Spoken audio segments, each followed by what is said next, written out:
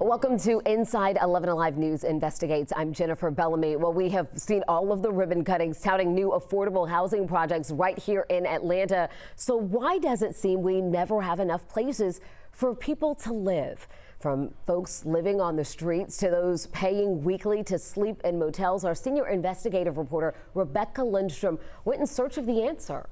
And my first thought was to start looking at the data to help find those answers. I started reading meeting minutes from various organizations offering tax breaks. And I was looking at the incentives to attract developers to affordable housing projects in Atlanta. From there, I created a database, you know, I love my databases, outlining all of the proposals in the last 5 years and pulled out the ones that had finished units, meaning that someone could actually go into an apartment that was available for rent. And here's what I found. Numbers show a little more than 5,200 new units were created for people making 80% area median income or less. Now, 80 AMI works out to be about $60,000 per year. Keep in mind, someone working full-time at minimum wage earns only about $15,000. When I looked closer at the data, I noticed 16% of those new units were created just for low-income senior citizens. And about the same number of units were made for people at or below 30% AMI. That's about $22,000. So then I turned to the census data regarding income to see just how our supply matched with the need. But my perspective on this issue really changed when I started talking with families about their biggest hurdle getting out of a friend's basement, off the street, or out of a motel. And I can tell you, it wasn't always about income. Cut.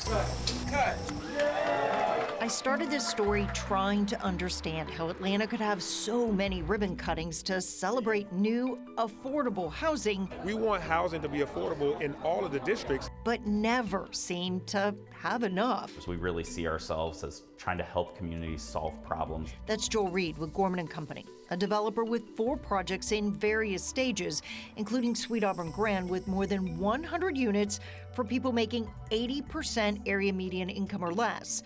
In real words, that's someone making about $60,000 a year. Police officers, our teachers. According to the U.S. Census Bureau, Atlanta has only half of the units needed for people at that income level. I work 6 days a week, and I make $10 an hour. Well, our investigation found 18% of those affordable units were created in the past 5 years. Jaqueen Wilson says those ribbon cuttings don't bring her hope. I feel like it's for other people, but not for me. So if you were to apply for an apartment right now, what would be the main barrier to getting that application approved? Besides my credit score? Wilson lives in a motel and pays about $1,200 a month. It's enough to afford one of those affordable units. I think my credit score is probably like 400, and they look at that now, so that would definitely stop me.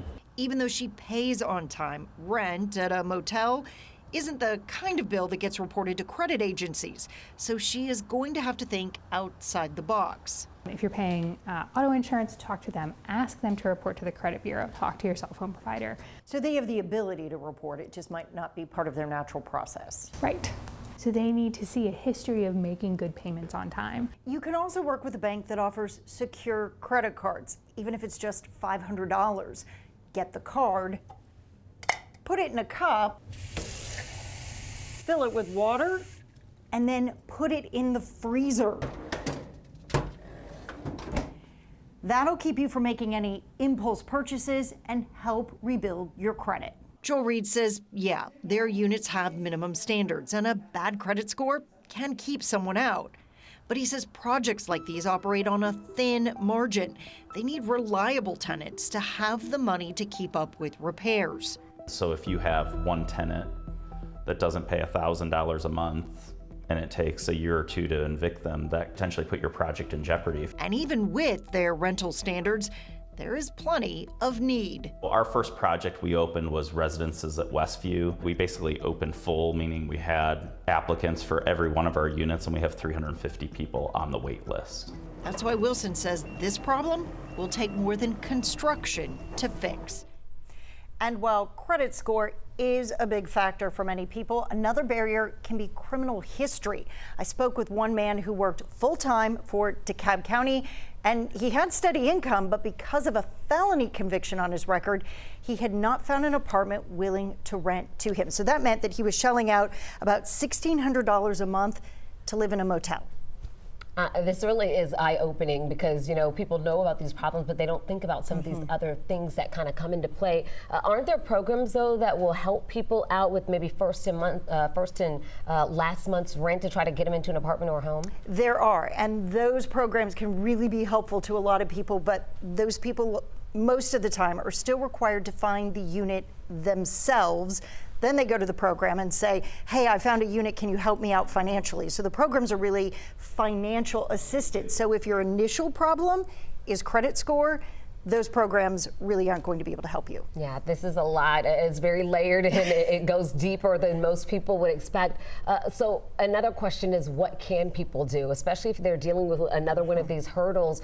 You spoke with some people who help people, especially with restoring their credit, which is a big issue for a lot of people. Do they have any other advice for folks? When I was talking with Money Management International, they, admittedly said one of the first good steps you could take is reach out to a program like that. Most of the programs that they offer are free, so that's a good place to start. They can help you figure out a budget, a plan in order to restore your credit, and then offer some of those tips and advice to begin to improve that credit score.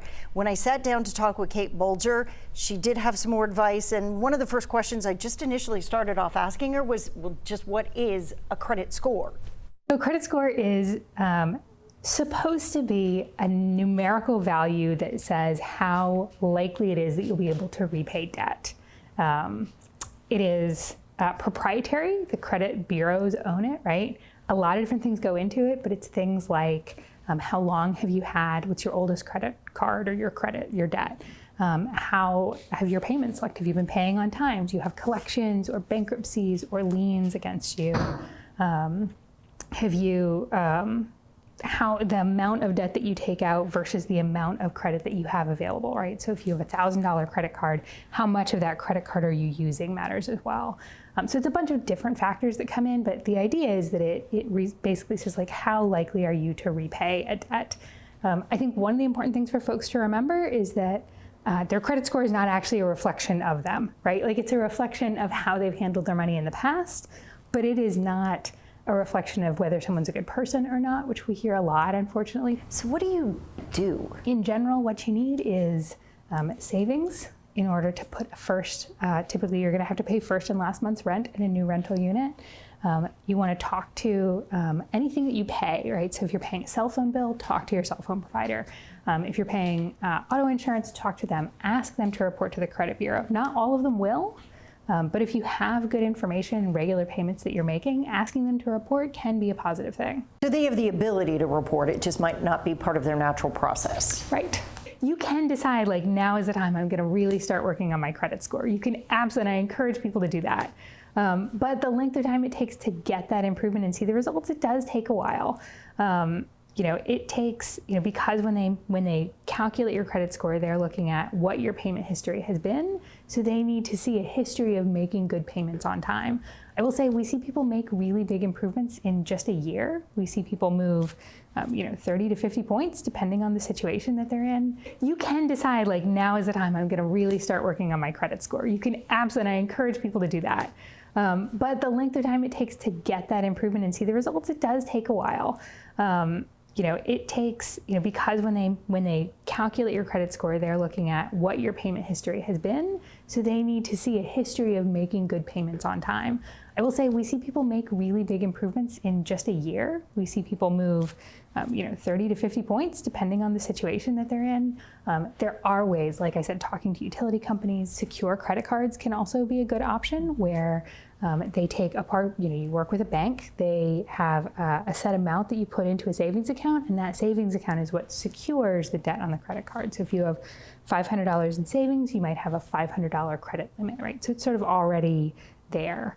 And then you don't have to use that credit card is the other big thing. So people think of credit as something they have to spend it in order to get the benefit from it. Having a zero balance on your credit or on your unsecured debt, that is a great way to build your credit.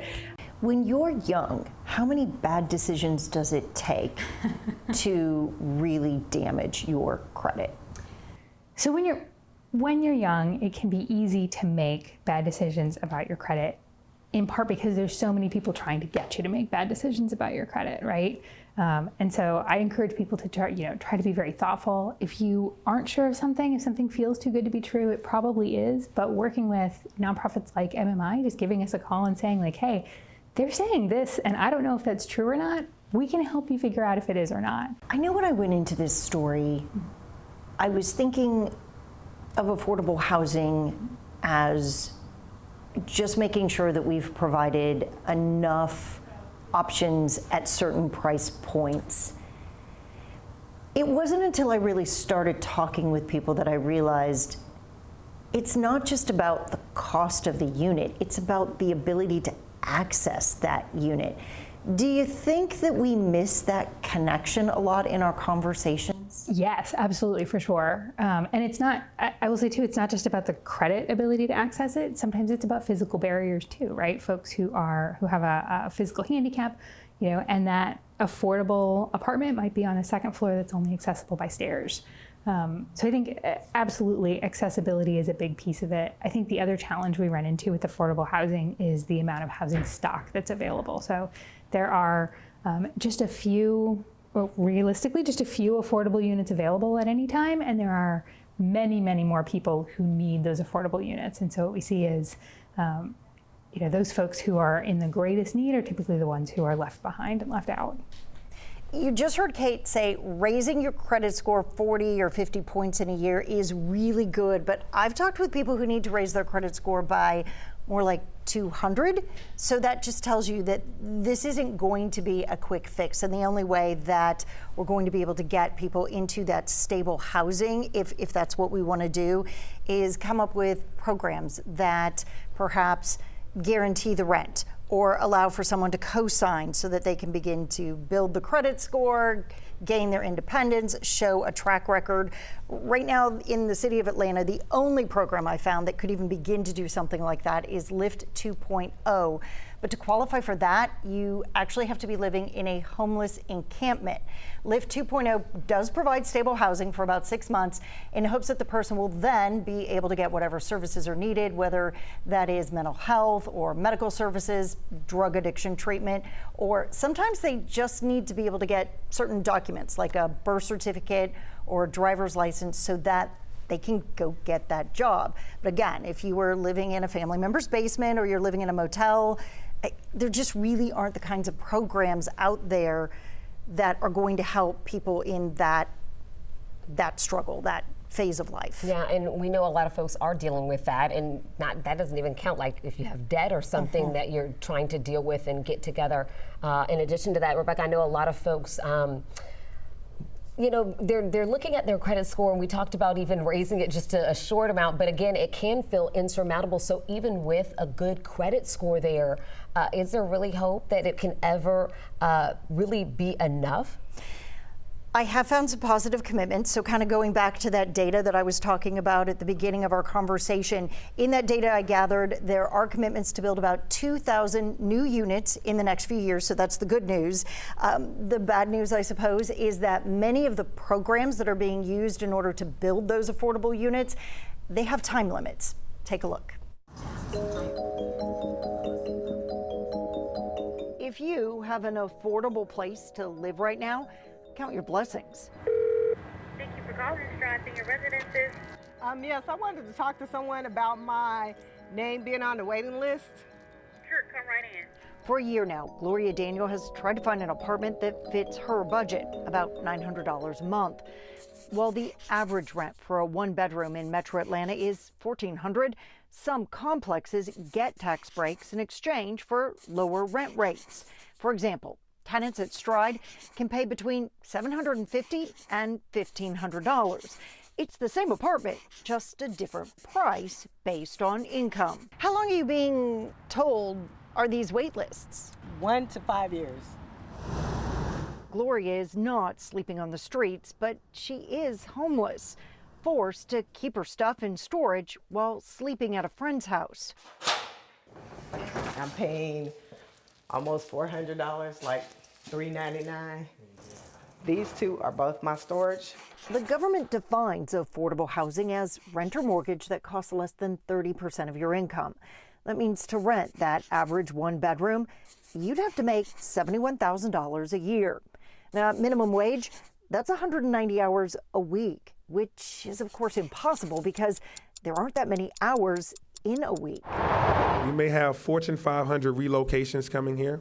We may have all these new folks moving to the city, but it does us no good if the individuals that have lived here a long time still find themselves sleeping on the streets of Atlanta or in the woods or unhoused. For years, mayors of Atlanta have declared affordable housing a top priority. So there literally is no excuse for us not to build the housing we need. We will continue to dedicate ourselves to creating an environment where our residents can afford to live. This is Capitol View. This is an amazing project. This project has about 120 affordable housing units. We met with Dr. Eloisa Clementich, the CEO of Invest Atlanta, to get a look at one affordable housing project protected by the city of Atlanta. So no one's going to earn more than $40,000 who live in these units. That's great, but it's only temporary.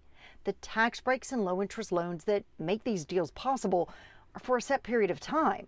For Capitol View, that's about 15 years. After that, the owner can charge anything it wants. And that means the work to find new affordable units never ends. We live in the United States. It's a capitalist economy. Even at the reduced rate, it is still too much for someone coming out of an encampment or homeless shelter to afford. Background checks, rental history, and credit scores are other barriers. Capitol View will take tenants on housing assistance programs like Section 8, but only if there's space. I imagine there has to be quite a bit of demand then for something like this. There is a lot of demand for these affordable housing units. Capitol View says it's only had 5 units available for new tenants this year. The best way to find out is call the property owners for these properties and find out if they have any availability, and if they don't, get on the waiting list. If that's the best way, Gloria says we need to do better. Frustrated, disappointed. I'm sorry. She can't count the hours spent on the phone, sending emails, and visiting apartments in person for nothing. It's been really hard. It's taken a toll. Emotionally, mentally, all of it. For Gloria, her credit score was fine. In her case, it was income. Still, it took her several years to find an apartment. Now, I want to show you the difference affordability makes, because we've thrown a lot of numbers out there. I'm going to throw a few more out there, but it really will show you the difference between 30, 60, 70 AMI. So looking back on the research I did, I looked at just one project and then kind of tried to lay it out. So for someone making 30% AMI, that rent would be capped at $558 a month for a 2-bedroom apartment, okay? Now that same apartment for someone making 60% AMI, if that's the type of agreement that they've gone into with the city, that same apartment would then be $1,117 a month. At 80% AMI, that jumps up a little bit. You see it there, it's about nearly $1,500. So just think of when those rents time out. You know, if the deal is only 15 or 20 years, you've got people who've been able to pay rent at those reduced rates. But when the 15 or 20 years are up, it just goes to market rate, or at least the developer has the option to then make those units available at market rate. And right now, I think market rate is like $2,200. So that means that every year that we gain some of these new affordable housing units, we are probably losing some of these units, and then those rents are given the opportunity to just change dramatically. And so that's really what I found when I went back to that initial question that we asked at the very beginning. If we see all of these ribbon cuttings, how can we keep seeing them but never catch up?